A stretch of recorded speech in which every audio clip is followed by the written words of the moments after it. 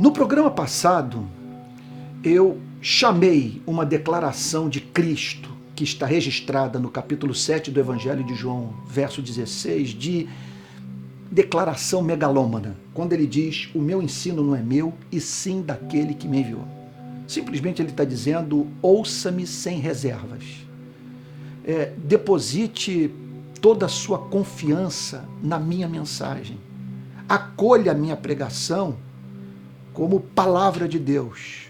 Submeta-se moral e intelectualmente a mim, de modo absolutamente acrítico, porque o Pai fala através de mim. Bom, uma declaração como essa só faz sentido em razão do fato de Cristo poder fazê-la, em razão dele ser quem ele declarou ser. Alguém que havia sido enviado pelo Pai, o próprio Filho de Deus, a luz do mundo. Fora dessa perspectiva, nós podemos chamar, de fato, uma declaração como essa, como megalômana.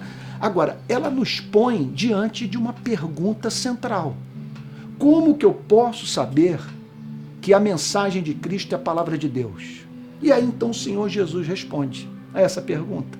Ele declara a seguinte coisa: se alguém quiser fazer a vontade dele, vamos pensar nessa pessoa. Quem que é esse que está querendo fazer a vontade de Deus? É alguém que olhou para esse planeta, olhou para o escravagismo, olhou para o feudalismo, olhou para a exploração capitalista da Revolução Industrial, olhou para a história dos povos, sabe, e se deparou com o fato de que nunca houve nação que prosperasse sem exploração da mão de obra da classe trabalhadora. Essa pessoa olhou para as revoluções estúpidas, para os banhos de sangue, para as 2 guerras mundiais, ela olhou para o Vietnã, para a Coreia, para a Biafra, para a Ruanda, e se viu como partícipe disso tudo. Olhou e disse: eu sou membro dessa espécie que ama a guerra, dessa espécie que é capaz de ignorar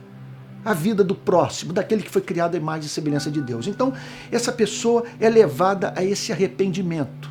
Surge no seu coração o desejo de fazer a vontade de Deus. É claro que isso está sempre associado com uma visão da excelência de Deus. Numa extensão maior ou menor, essa pessoa não apenas se viu envolvida com toda essa maldade praticada pelo homem, mas essa pessoa também, em algum ponto da sua vida, passou a ver Deus como amável, como excelente, como digno da entrega do nosso coração a Ele.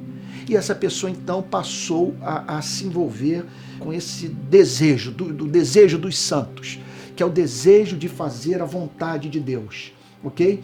E aí o Senhor Jesus declara que somente estes que passaram por essa obra de regeneração, transformação efetuada pelo Espírito Santo no coração humano, que habilita o homem e a mulher a buscar a face de Deus, a fazer a vontade de Deus, a se submeter à palavra de Deus.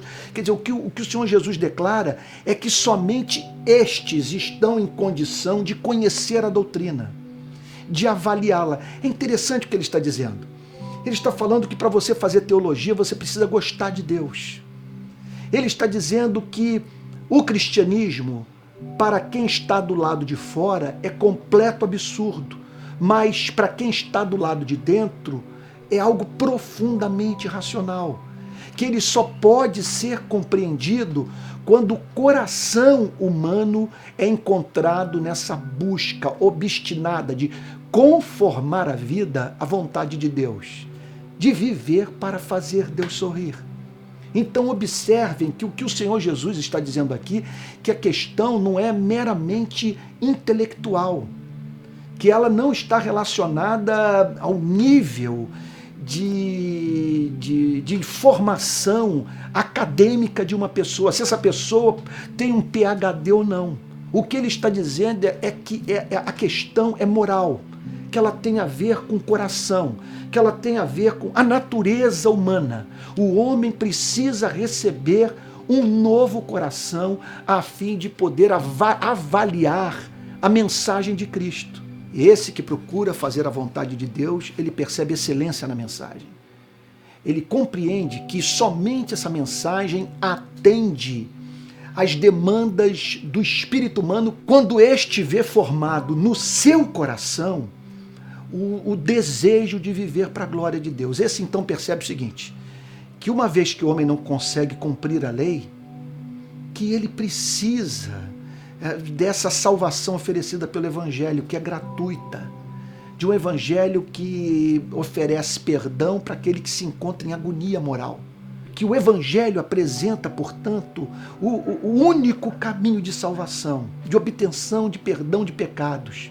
E que a mensagem do Evangelho que nos apresenta o padrão de vida com Deus, de amor ao próximo, mais excelente que existe, e que esta pregação é a única que é capaz de viabilizar esse projeto de vida caracterizado pelo amor.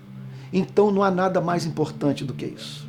Não há nada mais importante do que o coração ser regenerado, o homem passar a desejar fazer a vontade de Deus, e é somente nesse contexto, no contexto desta relação, que o homem está habilitado a ler as Sagradas Escrituras, ter contato com a mensagem de Cristo e saber que aquilo que Cristo falou veio do Pai. Que essa seja a experiência da sua vida. Que você clame a Deus para que Ele lhe dê um coração novo. Que você peça ao Espírito Santo para abrir os olhos do seu coração, a fim de que você possa conhecer a beleza do Evangelho, amar o Evangelho, a ele se submeter e provar do seu poder libertador.